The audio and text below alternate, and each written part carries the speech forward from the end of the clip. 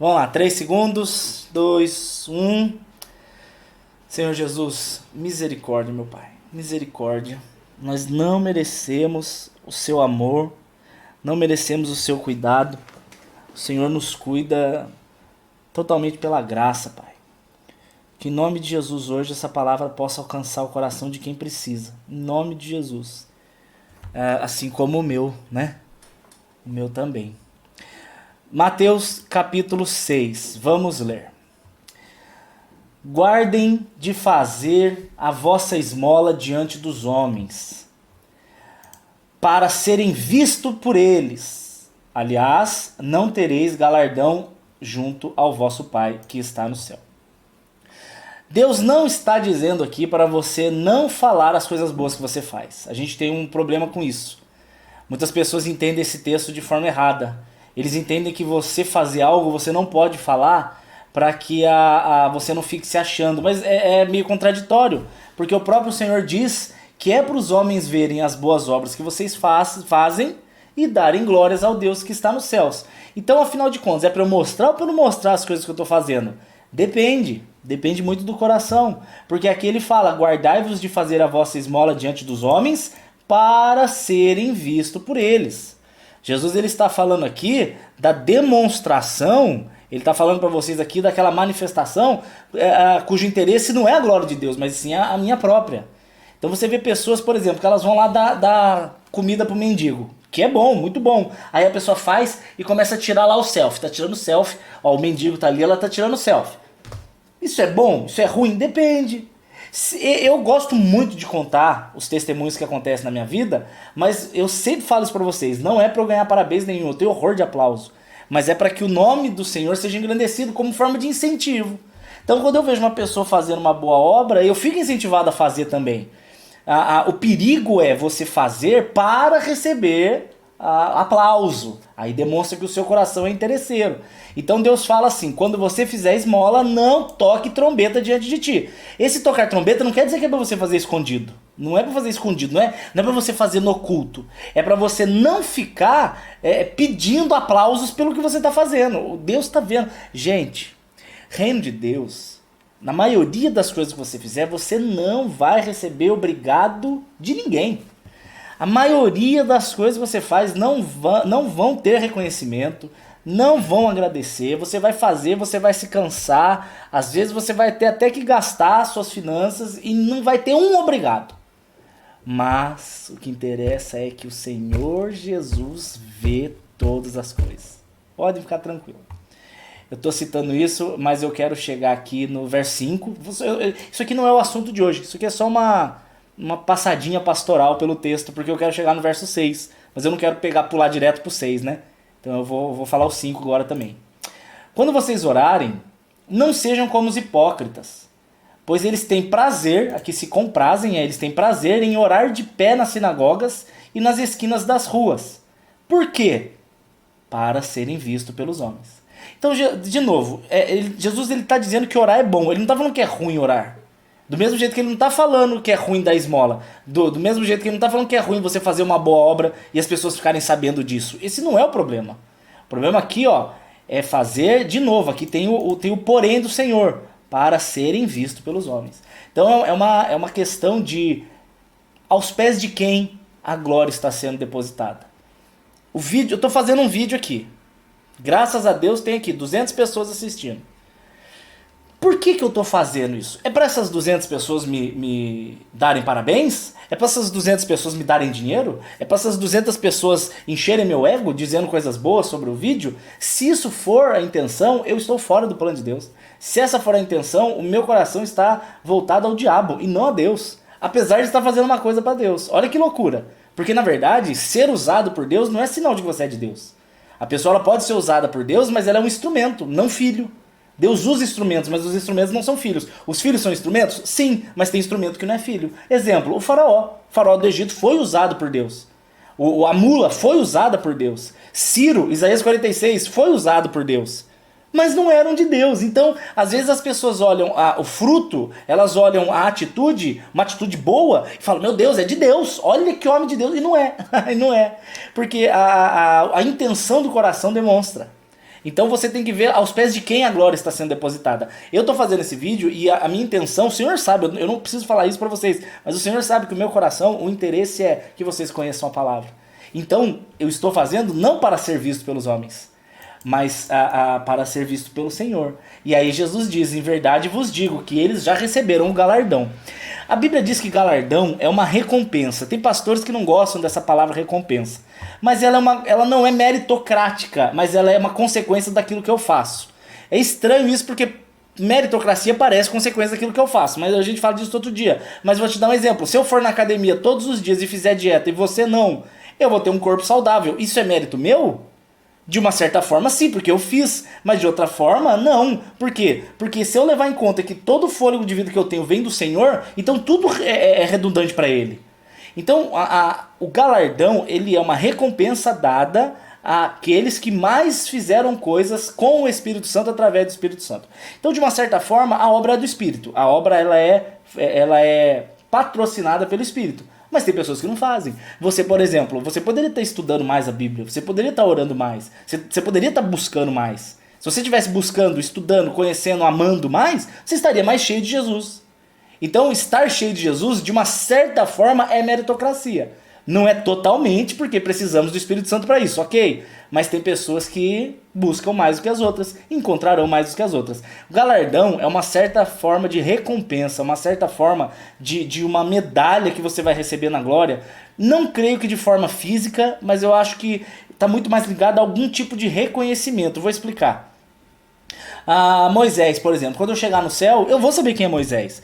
Tá lá o Moisés das tábuas, o Moisés do Egito. Moisés para sempre será o Moisés, filho de Deus, que foi o que caminhou com o povo no deserto. Por quê? Isso é o galardão dele. Galardão é como se fosse a memória, é o reconhecimento por aquilo que ele fez. Então, por exemplo, quando eu estiver lá no céu, a pessoa vai passar e fala, nossa, lá o Dani, aquele gordinho perturbado de Taubaté que gostava de Coca-Cola e que falava de Jesus nos vídeos. Então, de uma certa forma, tudo que você faz para Deus, através de Deus, você será recompensado eternamente. Eu não estou falando de salvação, ok? Salvação é a mesma para todo mundo.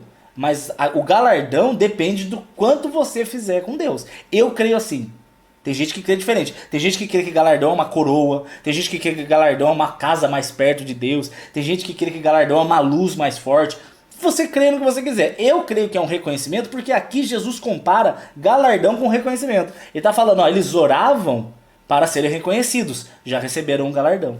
Então, fica aí a dúvida. Não sei. Realmente não sei. Galardão não dá para saber. Eu dei para vocês o que eu acho e o porquê que eu acho. Mas eu quero chegar no verso 6.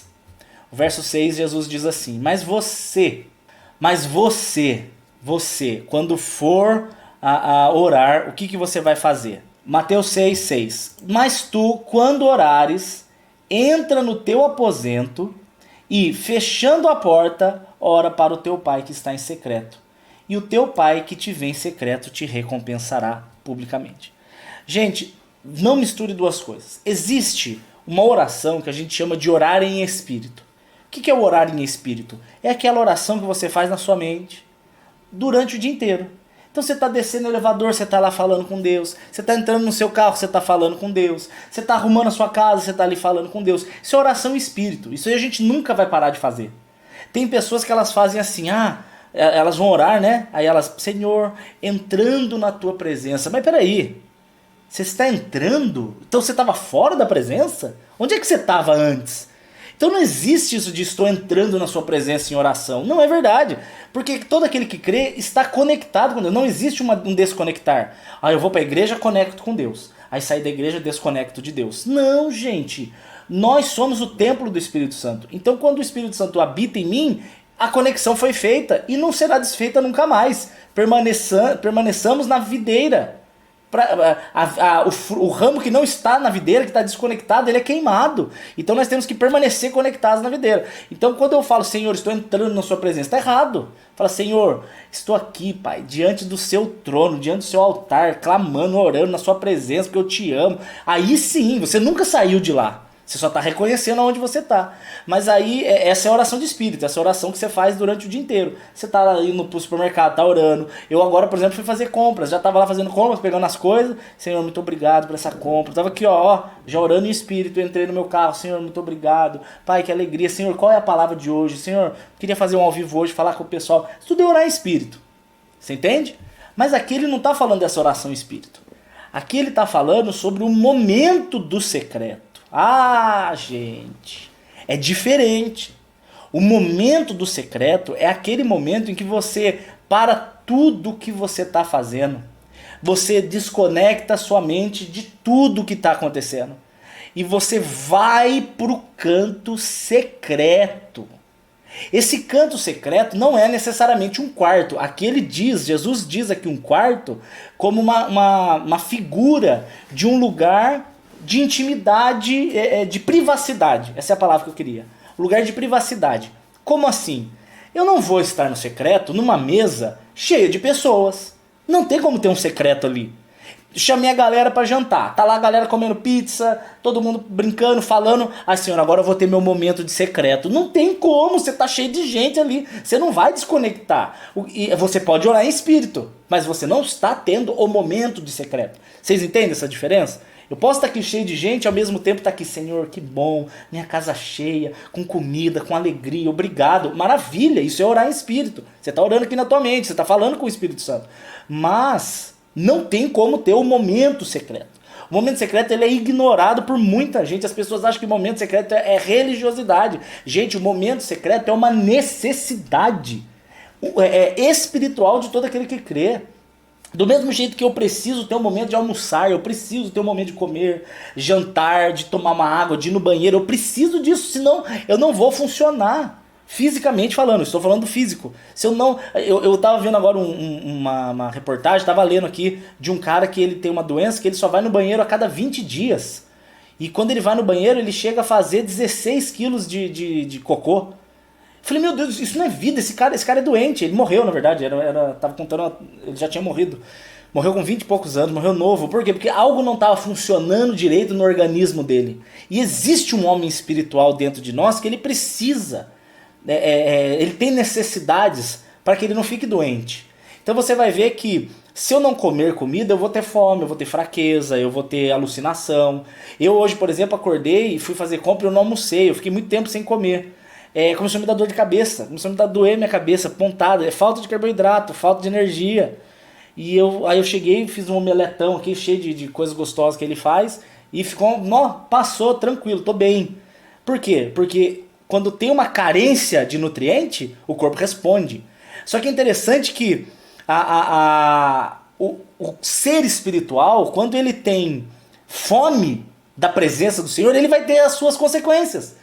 Então a pessoa que não tem os momentos de secreto não alimenta corretamente o homem espiritual. E aí o que acontece com esse homem espiritual? Fica doente. E um homem espiritual doente, ele tem sintomas.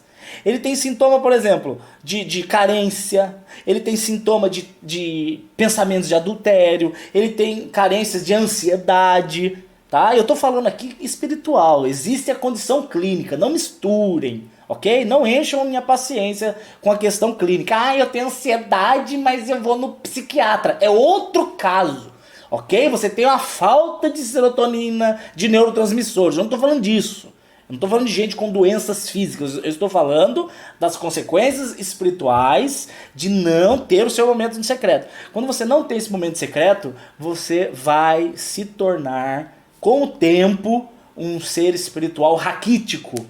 Você pode estar por fora bem, saudável, lindo, seu corpo físico lindo, mas o espiritual tá podre, tá raquítico, carente, ansioso, nervoso, tarado, briguento, murmurento.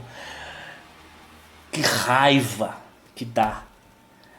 Esse é o homem espiritual faminto do momento do secreto. Então é disso que Jesus está falando. Ele está falando desse momento de se retirar. E não necessariamente, como eu disse, num quarto fechado. O meu momento secreto, gente, pra mim, é dentro do carro. Quando eu preciso falar com Deus, aqui em casa não dá. Porque aqui em casa ele fala, o celular toca, tem barulho de máquina de lavar, tem barulho de micro-ondas, tem televisão, tem vizinho, não dá, aqui não dá. O que eu faço? Preciso muito falar com Deus. Eu vou, entro no meu carro e dou voltas de carro. Ligo o ar-condicionado bem gelado na minha cara, coloco um louvor estourando na caixinha de som e choro tudo que eu tenho que chorar com Deus. E falo, e clamo, e peço ajuda, e peço direcionamento, e peço... Eu não tô falando pra você fazer igual eu não tô falando pra você ir dentro do seu carro, eu tô falando que esse é o meu. Você pode, a Eli, por exemplo, ela agora não por causa da pandemia, né? Mas o que ela faz? Ela vai pro parque da cidade, onde ela gosta de correr. Aí ela corre lá e falando com Deus, aí ela senta debaixo da árvore, chora. É o momento secreto dela.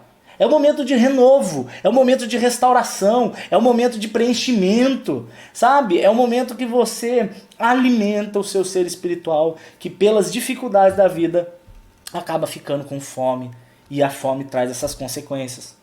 Mas eu quero mostrar para vocês como o nosso próprio Senhor Jesus, sendo Deus, tinha necessidade desse momento. Alguém me xingou aqui? Dani me responde, a Maria. Maria amada, não dá para responder no meio do ao vivo. Aí ó, Dani, estão dizendo que Jesus deu a chave do céu para Pedro. Não vou falar disso agora, não tem nada a ver com oração. A gente fala disso outra hora, ou então você me manda um e-mail, porque senão corta o raciocínio de todos os outros por causa dessa dúvida. Eu te respondo no e-mail, manda lá para mim, porque Deus não deu a chave para ele, coisa nenhuma. Mas eu te explico depois. Vamos voltar para a oração. Jesus teve a necessidade sobre a oração no secreto. Olha aqui, Mateus capítulo 14, achei. Gente, vai ter desenho, tá? Calma que não é a hora ainda, mas vai ter. Mateus 14, verso 22, achei. Jesus, nesse momento aqui, Jesus ele tinha acabado de multiplicar os pães. Lembra aquele momento? Multiplicou o pão, o peixe, alimentou todo mundo. Então Jesus ele passou o dia pregando, ele passou o dia ensinando, ele passou o dia orando pelas pessoas, realizando milagres. Se bem que eu não acho que Deus não cansa de realizar milagres, né? Não sai poder dele no sentido de cansar ele, eu acho que não. Mas Jesus ali estava como humano, então ele estava cansado, né? Cansa. Crente cansa. Gente, crente cansa. Vocês não fazem ideia. Amo o povo de Deus. Faço parte do povo de Deus, mas se tem um povo mimizento é crente. Quando eu digo crente, eu não estou falando de filho, necessariamente. Porque o filho de Deus, de verdade, aqueles que nasceram de novo e são maduros, é uma delícia. Você pode discordar que não tem problema, você pode conversar, você pode exortar que ele não vira a cara. Agora, crente, Jesus em tua presença, reunimos-nos aqui. Crente é aquele que se você não chama para o aniversário, ele não vai mais na igreja. Crente é aquele que se você chega e dá um Pai do Senhor do jeito que ele não gosta, ele pega mal. Crente é aquele que você vai oferecer a ceia, o cara pergunta para você se aquele pão é sem glúten, sabe? Crente é muito chato. Jesus Cristo. Quando a gente tá crente, a gente é chato, mas quando a gente é filho, é uma delícia. Você tem que ser menos crente e mais filho, ok? Porque crente, até o diabo é crente. Até ele crê em Deus. Então ser crente não quer dizer porcaria nenhuma. Meu Jesus Cristo. Amém. Jesus é top, mas o fã-clube é difícil, verdade. Observa a sua vida. Observa a sua vida se as suas reações estão sendo de crente ou se as suas reações estão sendo de filho. O filho não é bicudo, o filho não é murmurento, o filho não é rancoroso, o filho não guarda ressentimentos, o filho é resolvido. Gente crente de verdade, gente filho, é resolvido.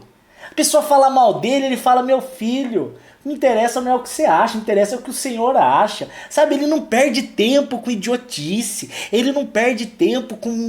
Ai, pastor, não consigo mais ir na igreja, porque eu cheguei lá e eu percebi que a irmã olhou estranho pra mim. Ah, vai plantar uma batata pra ver se nasce.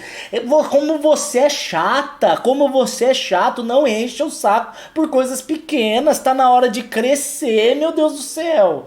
Passou o tempo da infantilidade, não dá mais tempo de ficar inventando historinha. É hora de você entender que Jesus está para voltar, o seu vizinho está indo para o inferno, seu pai, sua mãe, seu filho está indo para o inferno. Você tem que interceder por ele, você tem que se encher de Jesus para você não cair, você tem que se encher de Jesus para você ter a alegria da presença dele. Quando eu digo cair aqui, eu estou dizendo de tropeço, sabe? Aquele que está de pé, cuide para que não caia. Então é isso que a gente tem que tá investindo o nosso tempo? Não é de ficar lá na rede social. Ai, vamos ver o que estão falando de mim. Ai, vamos ver a roupa do fulano. Ai, eu quero ver a roupa das artistas. Nossa, olha a roupa do Neymar.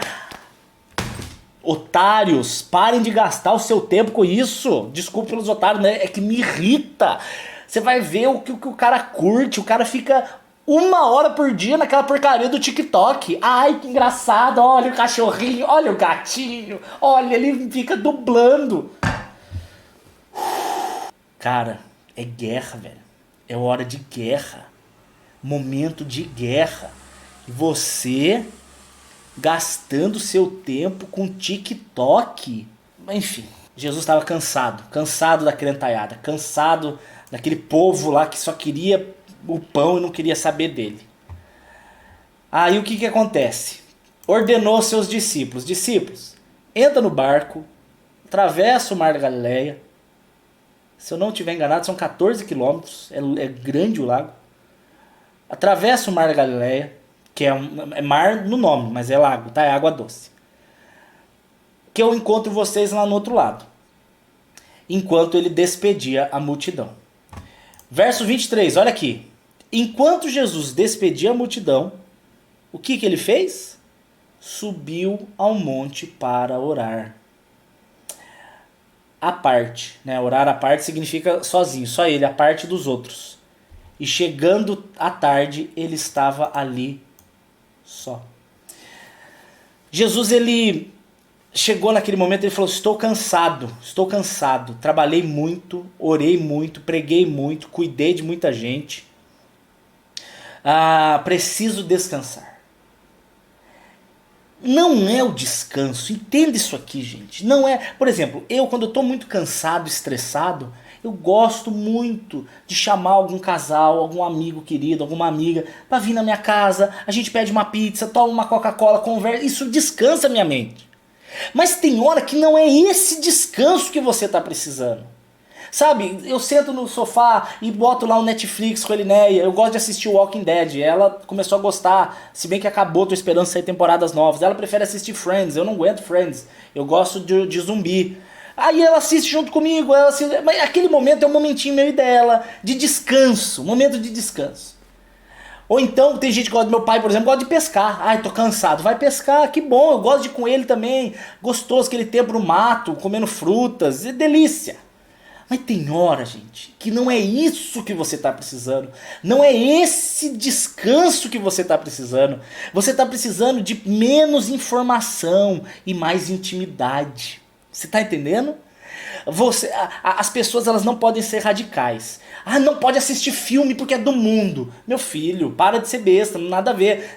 Você tem que aprender a dosar o tempo. Tem hora para assistir um filme, tem hora para não assistir filme, tem hora para arrumar a casa, tem hora para fazer lazer. Se você souber dividir o seu tempo de forma sábia, como Moisés diz no Salmo 90, você vai ser uma pessoa muito feliz. Todo radicalismo é burro, ok? Não vai assistir mais nenhum filme porque é do diabo. Burrice. Não vou ouvir mais nenhuma música porque é do diabo. Gente, tem louvores que só são chamados de louvores porque foram feitos por pessoas que se dizem gospel. Mas o louvor é horrível e a pessoa não tem postura nenhuma. Então aquela música é gospel porque foi feita por alguém que diz que é gospel. Para. Tem músicas mundanas que a letra é muito mais gospel do que alguns louvores. E eu não estou falando isso aqui para falar para você ser aquele crente mundano. Não estou falando para crentes mundanos. Estou falando para que você não seja radical. Radicalismo é burrice. Entende? Então, enfim, aí lá, o Samuel falou: churrasco é o meu descanso, somos dois. Mas tem hora que, por mais que eu goste do Samuel e por mais que eu goste de churrasco, não é o Samuel e churrasco que eu tô querendo. Ou melhor, não é o churrasco ou o Samuel que eu tô precisando. É um tempo com Deus. É você e ele, é você desligar de tudo. É como se pegasse, se bem que meu celular eu tô usando pra gravar aqui, mas finge que essa carteira é o celular. Tô lá o celular o dia inteiro, tô usando, tá gastando informação, e download, e foto, e vídeo, e edita, e responde, e fala, e WhatsApp, e a bateria indo embora, O que eu preciso fazer? Conectar no carregador, eu preciso de uma carga extra. Essa figura é ruim porque parece que eu tô desconectado de Deus antes. Não, mas não é nesse sentido, é no sentido de uma carga extra. Eu preciso de algo assim mais... Ai caramba, qual é a palavra? Não é radical. algo mais energético, enérgico, acho que a palavra é enérgica. Tá fofa assim, cara, graças a Deus, e não é de dinheiro, é disso aqui, ó. É disso aqui, é o meu apoiozinho para tirar foto do celular, ele é grande. Mas enfim, você precisa de algo mais assim, intensivo. E aí Jesus, ele sabia disso. E ele falou: discípulos, amo vocês, mas não é hora de eu estar com vocês. Vai pro outro lado. Povo, amo vocês, mas não é hora de estar com vocês. Vai pro outro lado. E Jesus foi sozinho para a montanha. Esse momento sozinho na montanha não é algo de autista, como algumas pessoas podem achar. Ele é autista, ele gosta de ficar sozinho lá no canto. Não, não, não, não. Eu estou falando de um momento de renovo. Eu estou falando de um momento de intimidade plena, diferente da oração em espírito. É aquele momento onde você e Deus, você ajoelha, ou você senta, ou você abre os olhos. Ou... Não tenha regras por oração, ok? A única regra é que seja sincera, de coração quebrantado. Porque não adianta chegar para Deus: oi Deus, te amo, maravilhoso. E a vida tá uma porcaria. Aí não adianta nada, aí é falsidade. O próprio Senhor Jesus despediu todo mundo e foi lá no seu cantinho para orar. Sabe qual é a figura que eu tenho? Que se você pegar uma lareira e acender a lareira e você tampar a chaminé, aquela lareira vai acumular fumaça. Vai acumular fumaça e vai sufocar todo mundo que está lá dentro. As muitas informações do dia, elas acabam de uma certa forma sobrecarregando a nossa lareira. A nossa casa fica cheia de fumaça. A gente tá vivendo, mas a gente está ali, ó, a ponto de explodir. É necessário que haja uma abertura dessa chaminé para que você extravase, para que você se derrame, para que você exploda aquilo que você está quase explodindo com as pessoas. Isso só é possível no momento secreto. Você não vai fazer isso em culto. Culto não é lugar disso. Você não vai fazer isso num estudo bíblico, numa EBD, não é lugar disso. Você não vai fazer isso na sua casa cheia de gente no meio de um almoço. Não, isso não é lugar disso. Essa explosão daquilo que te atormenta é no secreto. Você tem que aprender a ter esse momento. Você tem que achar um lugar sozinho, sem ninguém, sem barulho, sem celular, sem gritaria, sem moto fazendo... Não tem como orar desse jeito. Passarinho de fundo, um barulhinho de água que seja, não sei, bota um louvorzinho. Tem gente que vai orar, pega o celular e coloca um louvorzinho instrumental de fundo, maravilha, não tem problema nenhum.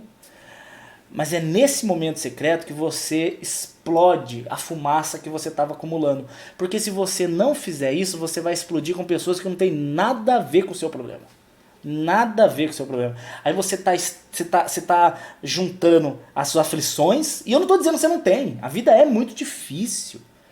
Suas tristezas, você brigou no casamento, você tá com problema no trabalho, você tá com briga na família, você tá com dificuldades no emprego, seu carro tá com defeito, sua casa tá vazando água, você não tá com uma conta atrasada. Aquele acúmulo tira a paz, é normal. E às vezes você estoura com a sua família, você estoura com o seu marido, você estoura com a sua esposa, você estoura com seus filhos, e eles não têm nada a ver com isso. Então, nesse sentido, é quase que vital o momento do secreto. Para que no momento secreto essas coisas estourem com Deus. Deus quer que você estoure com Ele nesse sentido. Deus quer que você vomite tudo. Por isso que Jesus fala: venha até mim vocês que estão cansados e sobrecarregados. Eu vos aliviarei. Mateus 11. Venha até mim os cansados e sobrecarregados. Jesus, ele é o momento, o lugar, a pessoa, o ambiente no qual nós temos que estar inseridos para que a gente não estoure com as pessoas. Porque às vezes você trata as pessoas com uma grosseria e as pessoas não têm nada a ver com o que está acontecendo. É porque você estourou na hora e no lugar errado. E aí você magoa, e aí você fere, e aí o diabo encontra espaço para o desamor, a falta de amor. É o ambiente preferido do diabo. Quando você quer repreender o diabo da sua vida, ame, perdoe.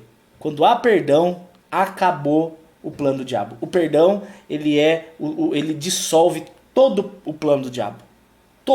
Todo o plano do diabo, ele é construído em cima da desunião. Presta atenção. Todo o plano do diabo é construído em cima da briga, da ruptura. A essência de Satanás é divisão, é dividir. A essência de Satanás é essa. É separar as pessoas de Deus. Essa é a essência dele. Para isso ele quer causar briga, problemas, dificuldade. Então quando há perdão, quebra essa ruptura. E quebrando essa ruptura ele perdeu tudo. Ele perdeu. Ele não tem mais chance. E como que eu faço para ter forças para romper? Como é que eu faço para ter condições de romper? Secreto. O momento secreto. Eu e Deus. Conto para ele. Choro para ele. Me encho dele. Me afundo nele. Eu me afundo nele. Esse é o momento secreto. Olha só, pra mim, o ponto máximo. Eu já vou chegar no desenho. O desenho é pra terminar. O momento secreto máximo pra mim de Jesus, que mostra uma figura da nossa vida, aconteceu no Getsemane. Só uma curiosidade. Getsemane é um jardim em Jerusalém, tá? É um jardim onde existiam muitas árvores de oliveira, árvore de azeitona. Oliveiras, árvore de azeitona, né? E é interessante que esse jardim existe até hoje e é um dos sonhos da minha vida. Eu tenho vários sonhos. Eu tenho um sonho de ter uma fazenda, eu tenho um sonho de criar ovelha, eu tenho um sonho de criar morangos, eu tenho um sonho de ser magro, um dia bem magro. Se bem que eu tô um pouco mais magro, eu tô vendo até meu pescoço mais bonitinho. Eu tenho um sonho de ter um casamento muito feliz, um ministério muito frutífero, óbvio, mas isso é, né, muito mais sério. Eu tô falando de coisas pequenas. Eu tenho um dos sonhos é ir para Jerusalém lá no jardim do Getsemane. É um jardim. Eu acho que eu posso pegar uma foto aqui. Vou aproveitar que eu tenho aqui o. Quer ver? Vou botar aqui para vocês verem. O pessoal do Instagram não vai conseguir ver, mas o pessoal do. Getsemane. O pessoal do Facebook vai conseguir ver. Aqui, ó. Olha que bonito que é. O jardim... Não, fiz besteira. Só abrir, ó. Aqui, abrir imagem. Aqui. Ó, isso aqui é o Getsemane. Isso aqui são oliveiras. Olha que coisa linda. Algumas dessas oliveiras são da época de Jesus. Interessante, né? São oliveiras da época do próprio Senhor Jesus. Mas por que eu tô falando isso? Porque Getsemane, é só uma curiosidade, Getsemane, a palavra Getsemane significa prensa de azeite. Prensa da azeitona. Era o lugar onde eles colhiam e prensavam a azeitona, se aperta a azeitona para que saia o azeite de oliva, né? E é interessante que Jesus, quando ele está nesse momento de uma forma figurada, o Getsemane se cumpre em Jesus. Porque Jesus ele foi esmagado pelas nossas transgressões. Isaías 53 diz isso, que ele foi moído pelas nossas iniquidades. E quando ele foi esmagado, o azeite escorre dele, o Espírito Santo escorre. É uma figura de Jesus sendo esmagado pelos nossos pecados e o Espírito Santo derramado sobre as nossas vidas. A Bíblia é linda. As profundidades que tem nisso é impressionante. Eu podia ficar uma hora falando sobre o Getsemane, mas infelizmente eu tenho só mais 20 minutos. Tem que acelerar porque eu preciso falar sobre o consolo da oração no secreto.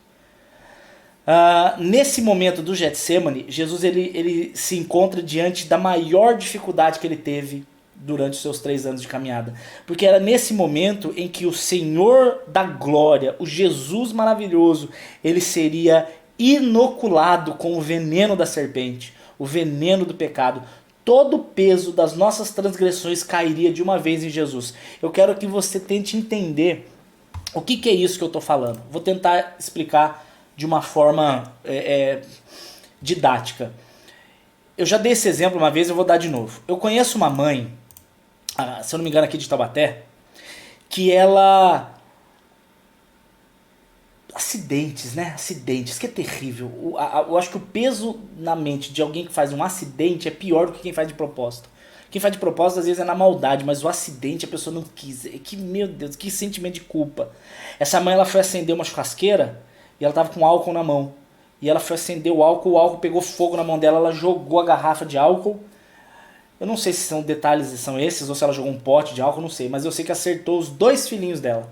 Crianças novinhas e matou os 2 queimados. Você consegue imaginar a cena, a mãe olhando, os 2 filhos correndo, pegando fogo, morrendo por culpa dela. Culpa entre aspas, não foi culpa dela, mas, né, vocês entenderam o que eu quero dizer.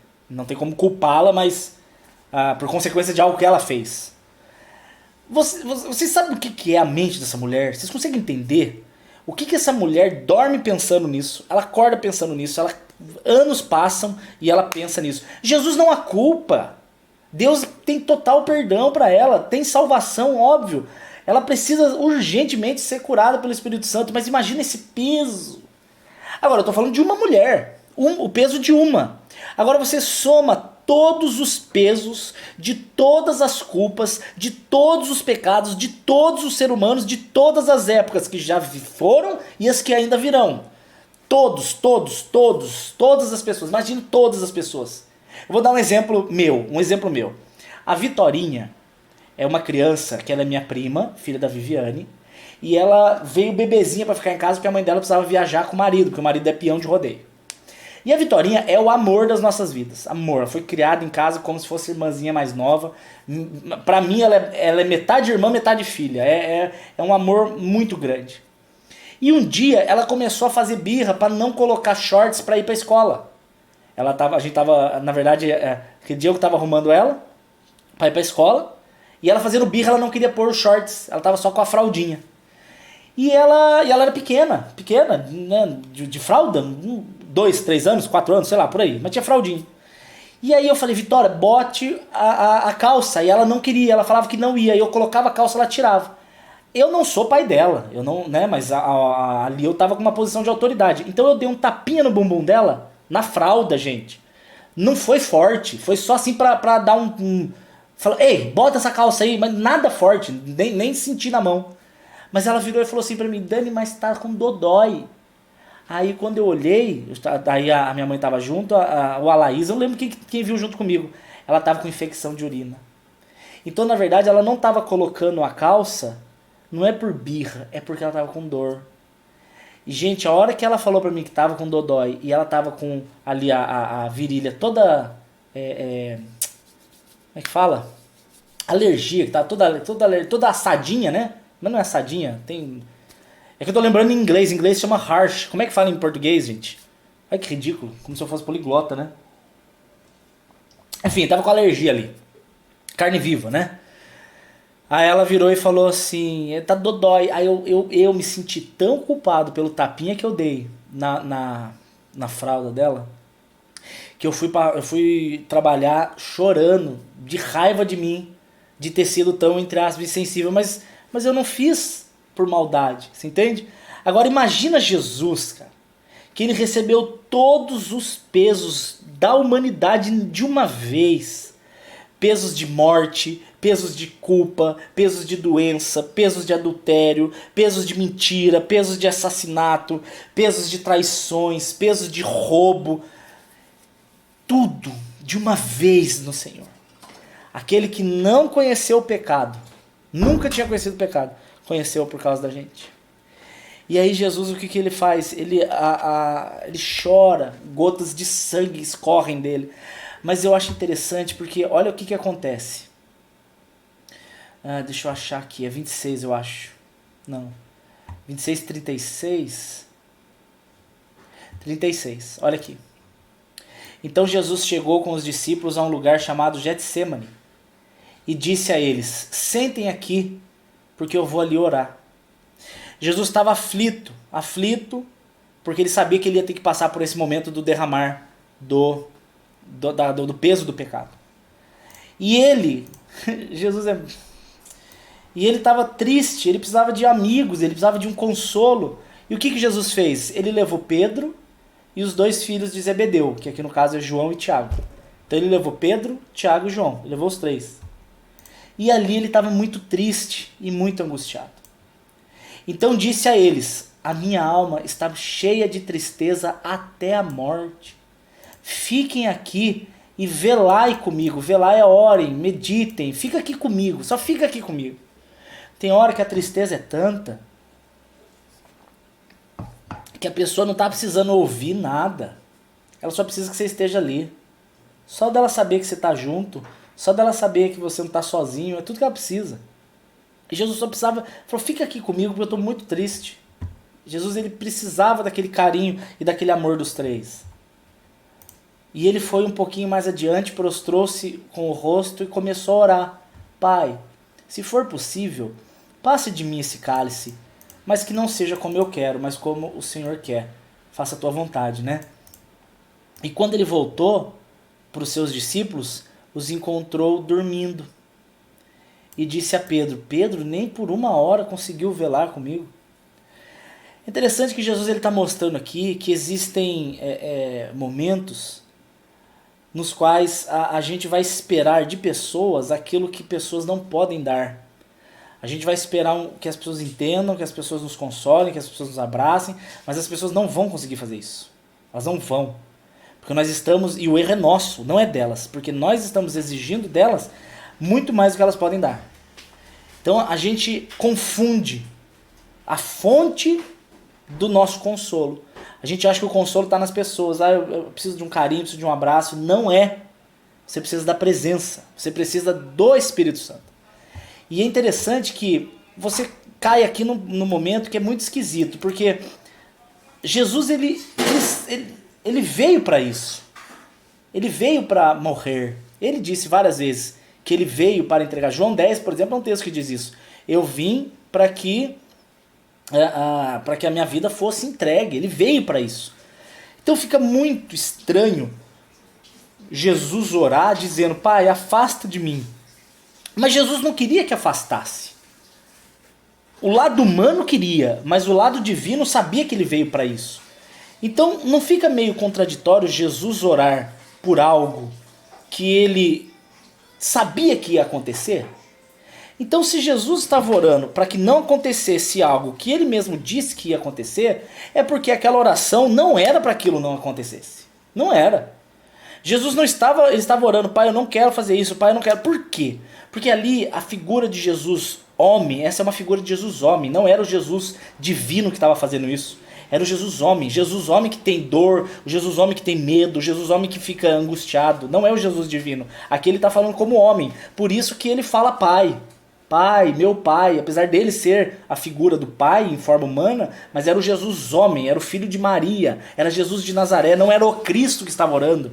Não era a face Cristo dele, era a face Jesus homem. E a face Jesus homem angustiada dizendo, afasta de mim. Por que ele fez isso? Porque a oração do secreto, aqui Jesus estava no secreto, isso aqui não era uma oração em espírito, porque a oração em secreto te faz sentir, viver, ser preenchido da plenitude do Consolador. Meu Deus do céu. Jesus ele só orou desse jeito, ele só orou pedindo algo, mesmo sabendo que aquilo iria acontecer, mas por quê? Porque a oração é o gatilho para que o consolo do Espírito Santo seja real na nossa vida. Você quer ver a prova disso? Eu vou mostrar aqui para vocês. Olha o capítulo 22 de Lucas. O capítulo 22 conta a mesma passagem de Mateus 26. Mas olha só, Jesus apartou-se deles cerca de um tiro de pedra, uma distância de 50 metros, não sei. E pondo-se de joelhos orava dizendo, Pai, se queres, passa de mim esse cálice. E olha o que acontece depois.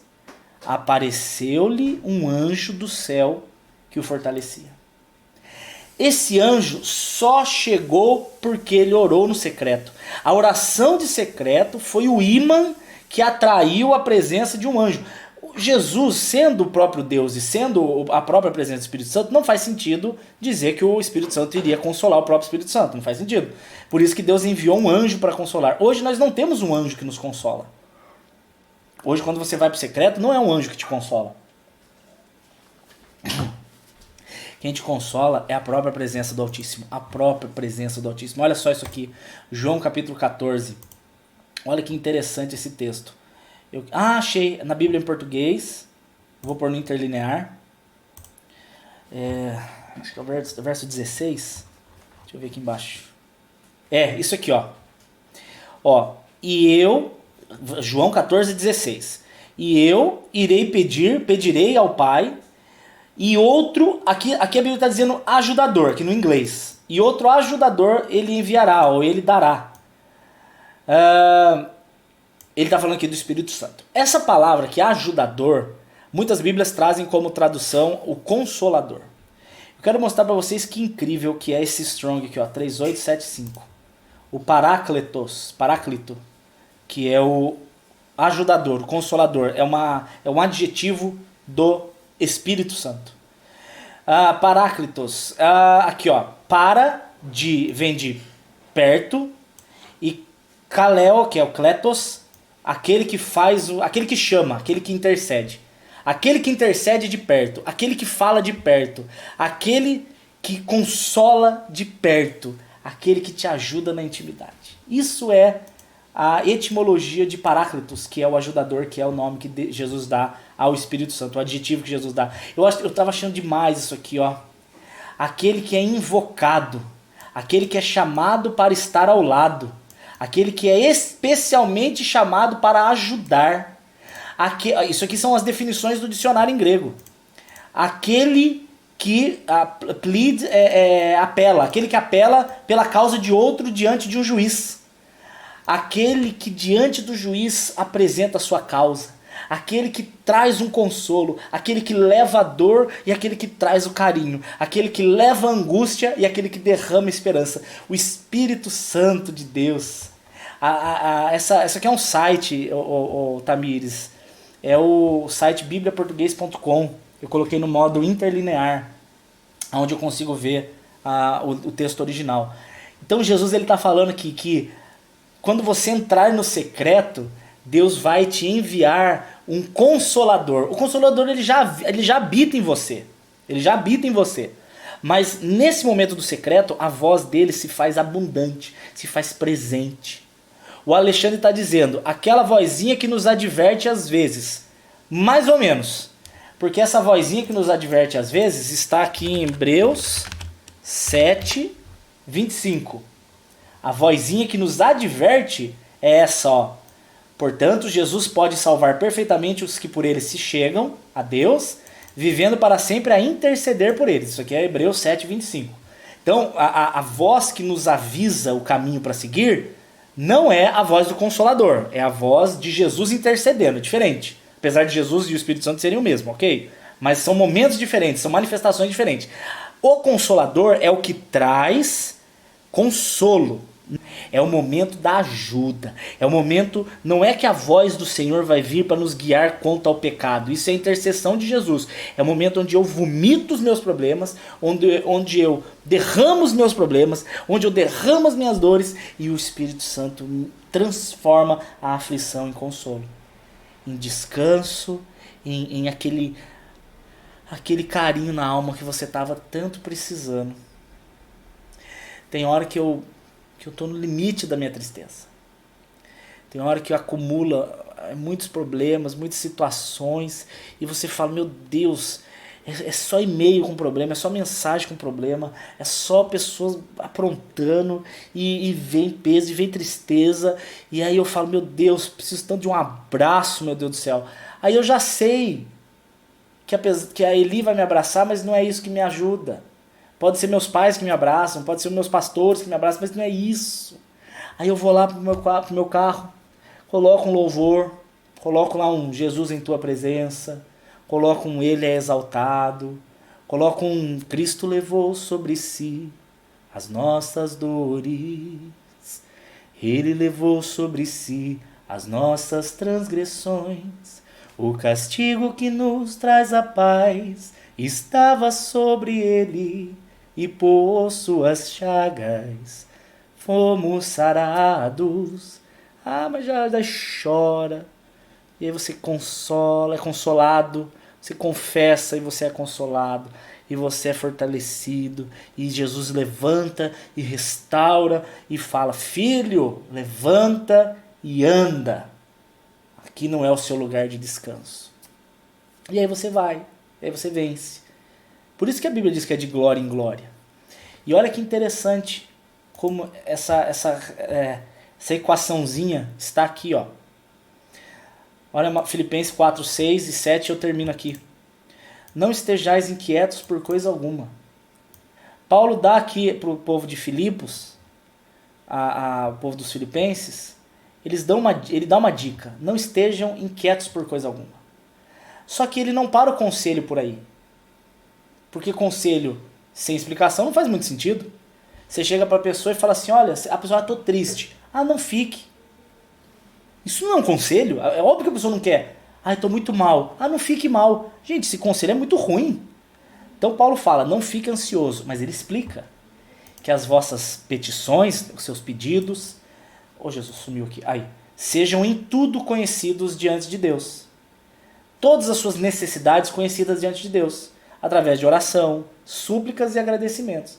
Então, tá sendo tentado? Confessa a Deus. Tá com raiva? Confessa a Deus. Tá com desejo? Confessa a Deus. Tá angustiado? Confessa a Deus. Tá com trauma? Confessa a Deus. Foi abusado? Foi maltratado? Ao invés de você viver preso no que aconteceu contigo, confesse a Deus. Peça pro Senhor te curar, peça pro Senhor te levantar, peça pro Senhor te sarar. Vitimismo não combina com filho. Vitimismo é coisa de crente. Crente é vitimista. Filho não. Filho tem o machucado sarado e ele sara. As pessoas, quando elas não são curadas, elas ferem.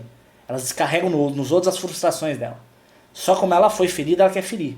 Ela acha que é justo ferir os outros porque ela foi ferida. Mas não é assim que Deus faz. Deus cura para que você cure. Deus sara para que você sare. Deus te perdoa para que você perdoe. Tudo o que você quer que seja feito com você, você faz com os outros. É isso que Jesus ensina. E aí o que acontece aqui? Você apresenta tudo diante de Deus. E olha o que ele fala. E a paz de Deus, que excede todo entendimento, guardará os vossos corações e mentes em Cristo Jesus. Não é só o coração, é o coração e a mente. É para tirar todo tipo de sentimento ruim, ansiedade, maldade, trauma, ira, é ódio, é desprezo. O contrário de amor não é ódio, o contrário de amor é desprezo. A coisa mais triste uma pessoa é ser desprezada. É melhor a pessoa me odiar do que me desprezar, porque quando ela me odeia, pelo menos ela sabe quem eu sou. Mas quando ela me despreza, ela esquece quem eu sou. Isso é terrível. Mas eu quero mostrar para vocês essa sequenciazinha aqui. Eu tenho mais 3 minutos e a gente termina. Aliás, 3 minutos, termina no Instagram, né? Porque o Facebook continua, infelizmente. Mas o segredo é aqui, ó. Você está aqui, lógico, meu desenho. Aqui está eu. E o problema está pesando na minha cabeça. Eu tô com o peso aqui do problema na minha cabeça, ó. Ele está pesando, tem 10 toneladas aqui esse problema. O que a Bíblia diz para eu fazer? Ela diz para eu apresentar este problema a Deus. Através de súplicas e orações, eu tenho que fazer ser conhecido de Deus o meu problema. Então tem pessoas que pegam esse problema e guardam na mão delas e ficam segurando esse problema. E elas ficam segurando e aquele peso fica encurvando as costas deles e fica pesando nas costas deles e mata. Aí você morre. O que Jesus fala? Apresenta diante de Deus esse problema. Então você vai pegar esse problema e você vai levar para Deus. E quando você pega e leva para Deus, esse problema sai de você. Ele existe. O problema ainda é uma realidade, mas essa realidade não está pesando mais na sua cabeça. Você tira ele da sua mão. Você entregou para Deus. E é interessante que a equação diz assim, ó. Olha a equação. Apresenta... Deixa eu só diminuir isso aqui. Apresenta para Deus. Aí o que acontece? A paz de Deus enche o teu coração. Sabe o que é interessante? A minha pergunta é, aonde que está a resposta ou a solução do problema nessa equação? Não tem. Então a Bíblia diz que eu apresento para Deus e logo em seguida vem a paz. A paz é uma consequência de apresentar para Deus o problema. A paz não acontece quando tem solução do problema. Não é. Porque a paz de Deus, de acordo com João capítulo 14, é a paz que excede o entendimento. Essa paz é uma consequência da alma esvaziada do peso da preocupação.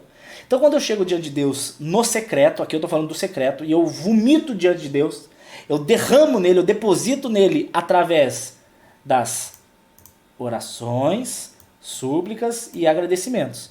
Quando eu conto para o Senhor o que está acontecendo, Senhor, é isso. Aí automaticamente o meu coração é preenchido pela paz. Ainda que eu ainda não tenha tido a resposta ou a solução. Não precisamos da resposta para termos a paz. Precisamos é do secreto e do Consolador, o Espírito Santo, o Paráclitos que nos consola, porque ele sim vem e enche o nosso coração da paz sobrenatural. Instagram acabou. Gente, um beijo. Não vai dar tempo de orar com vocês. Mas aqui, pessoal do Face, ainda tem mais um golinho. Vamos orar por isso. Eu não sei qual é a tua aflição. Eu não sei qual é o que está doendo na tua vida. Eu não sei. Não consigo saber. Pode ser a mesma coisa que dói na minha. Pode ser uma coisa diferente. Pode ser uma dor que eu não vou entender. Pode ser uma dor que eu vou entender. Eu não sei. Mas o que eu sei é que o Consolador, ele é poderoso para consolar todos aqueles que se achegam diante de Deus. Então eu quero orar com você. Eu quero orar junto com você agora, para que a gente apresente diante de Deus as nossas necessidades e súplicas. E o Senhor vai cumprir a promessa dele de enviar o Consolador para nos encher o coração de alegria. Vamos orar junto comigo e a gente termina? Vamos lá? Senhor meu Deus, eu quero, antes de mais nada, te reconhecer como nosso Senhor, Pai. Nosso Senhor, nosso Salvador. Por mais que sejamos pessoas tão desprezíveis e pessoas tão falhas, por mais que a gente não consiga fazer o que a gente gostaria, a gente erra tanto e erram tanto conosco, Pai. Mas apesar de tudo isso, o Senhor continua sendo o nosso Deus. O Senhor continua tendo misericórdia, o Senhor continua insistindo. Então por isso, Pai, eu sou extremamente grato. Obrigado, Senhor, pelo Espírito Santo ter consolado o coração daqueles que creem. Eu posso falar por mim, mas quem estiver assistindo e for de verdade seu filho, eu agradeço por eles também, Senhor. Se hoje nós cremos, é porque fomos convencidos por isso. E esse é o grande milagre. Senhor, agora é o seguinte, tenho dores, tenho tristezas, tenho preocupações, tenho problemas. Sim, temos muitas vitórias, muitas alegrias, claro, mas também temos problemas, Pai. E muitos problemas que nós não sabemos nem como resolver. Mas, Senhor, eu quero te apresentar esses problemas, apresentar. O Senhor conhece o coração de cada um, o Senhor sabe a necessidade de cada um, eu não preciso o que dizer. Cada um aí no seu coração está dizendo, se é um problema de emprego, se é um problema de saudades, se é um problema de tristeza, se é um problema de falta de perdão, se é um problema de brigas, se é um problema de desentendimento, se é uma dúvida, eu não sei, Pai.